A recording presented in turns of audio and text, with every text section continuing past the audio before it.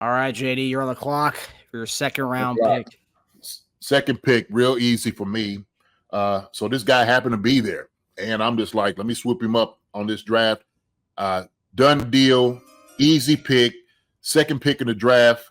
What he does is Keon Coleman, right? Keon Coleman. Look, this guy can do everything. Just athletic ability out the wazoo. Can go up there and get the football. Very gifted athlete. Catch passes through any of them, right? You make contested catches. I like everything about this guy. The only thing that gave me pause with him was the amount of catches that he had. Okay. I'm still looking for guys that I want to see 70, 80 catches, a year. You're Florida State, man. I'm thinking you ought to be, if you're that dude, you should see 70, 80 balls, right? Is it you or is it the system you're running, or is the quarterback the guy that's throwing you rock? Okay. And if he's throwing some in the dirt or up into the band, then that's the difference. But I don't know what it is, to be honest with you. I just know the balls that came to you, you was able to perform the way that you're supposed to perform. So me, Keon Cole, I think everybody knows this guy. Ton of ability, big dude. I like it. I like his physical attributes, all about it. So that's my pick for second round. I love this pick. The cool thing about him is he went to obviously, you guys know I used to work in Lansing, in Michigan State territory. Well, Keon Coleman transferred from Michigan State to Florida State. The cool thing about him was he was a guard also on the Michigan State basketball team. If anyone knows, Tom Izzo, he recruits top flight guards. And Keon Coleman was a Michigan State guard as well, on top of playing on the football team too. So that's the athleticism for sure. Oh, yeah. Mm-hmm. Take your thoughts on Keon Coleman. I think I've said this a few times. We've talked about the gauntlet. Gauntlet was impressive as hell. Didn't break his speed at all. Tested slower on the 40 than most people expected, though. Just throughout his college career, had a little more trouble separating from DBs. The trick was I read to make him go east-west. DBs could stick with him if he went east-west. But trouble separating in the college, might be more trouble separating in the pros. But contested catches, really big guy, can make some, over the top, jump out of the roof, catch the ball, come down with it type grabs. Mm-hmm. Impressive. Yeah.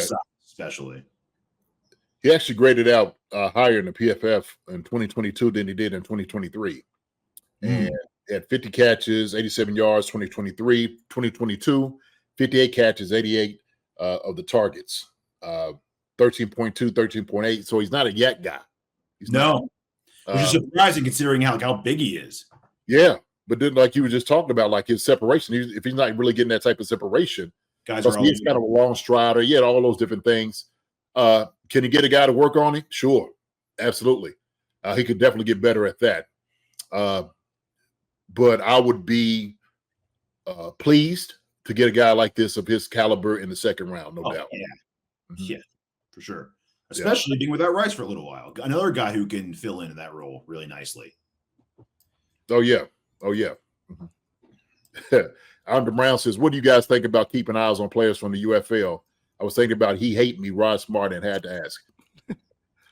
Hey, listen, that league has opened up a lot of possibilities. It really has. And I think the NFL needed to do something like that where you don't have the NFL Europe anymore. Guys are playing, and now you do get to see some talent out there that they can fill roster spots with. So no doubt about it. They got a whole scouting department that's checking those guys out. Believe me. Yeah. Also, you've seen guys who are in the NFL who've gone there to try to, advance themselves in their careers. Sure. Josh Gordon, he was with Seattle last year. Mm-hmm. He left Kansas City, went to Seattle. Seattle Dragons, I believe. And then Corey Coleman also ended up going to XFL as well. Mm-hmm. I don't know if he's still in the XFL, but it's helping guys, who don't want to give up the dream, who can go from the NFL back to XFL or UFL and make a buck for playing the sport. They're still elite at. They may not be the NFL elite, but still elite at this game. So yeah. But Keon Coleman, I would love this. As far as mocks and all that stuff, what the experts have him at, is this realistic to get him at end of second round? Is that realistic? Probably You not. guys seen? This is like, we're hoping. Yeah. Probably not. I'm, You know what? The receiver's so stacked. Who knows? If people are worried about his separation that much and his 40 time, I mean, people freak out about 40 time. So maybe he drops. I mean, there are guys like this all the time. Like, no one expected Pickens to drop that much, right? So, I mean, it does happen, especially with the receivers. There are a few guys that might drop a lot. Him and the guy I took last year. Another guy that might just drop a lot, but his are character concerns. But, yeah, you never know with Mitchell. With that kind of scouting report, teams don't want that, man. Teams don't want a guy that they have to question already. Are you going to be engaged? They don't want that. We're going to hand this guy a large fat check and then want him to be engaged. That's who knows. And it's very important what system that you are actually putting these guys in. You're going to utilize everything from him and get out of him what you think you're going to get out of him. Like you said, man, it's a big investment. And some guys, hey, we might like him and he jumps off the charts and he could be a combine guy, right? But teams are like, we can't use him. We got guys like him. We got guys on the bench like him. Yeah. So no, thank you. Yeah, I was looking at Keon Coleman. So Keon Coleman left Michigan State. Obviously, with the transfer portal nowadays, everyone's going from team to team. And you just like to see why they left. There's based on what I read, it was a part of his scheme all along that he was going to leave the South for 2 years, go up to Michigan State, kind of learn the ways, learn the tricks of the trade, and then transfer back down closer to home for his final year to quote expletive up is what it said. So yeah. That's why he left Michigan State. So no funny business there. Hi, everybody. Thanks for watching. Subscribe here to get the latest from the show. Also, be sure to check out the best clips from Chief Concerns. And if you prefer to listen to the show, subscribe and follow us on Apple Podcasts, Spotify, and anywhere else you get your podcasts.